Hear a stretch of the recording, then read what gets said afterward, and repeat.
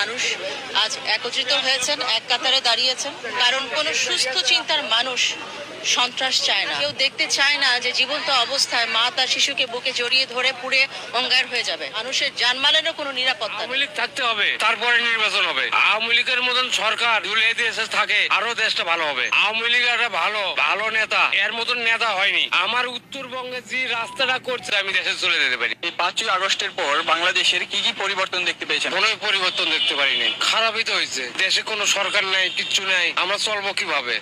শেখ হাসিনা আমাদের এক উন্নত জীবনের স্বপ্ন দেখিয়ে গেছেন। গত 16 বছরের শাসনামলে বাংলাদেশের মানুষের জীবনমানকে এক ভিন্ন রকম উচ্চতায় নিয়ে গিয়েছিলেন শেখ হাসিনা। সেই উচ্চতাকে ফেলে দিয়ে নিম্নগামী করে ফেলানো হয়েছে। ধ্বংস করার জন্য এই দেশে অনেক ষড়যন্ত্র হয়েছে।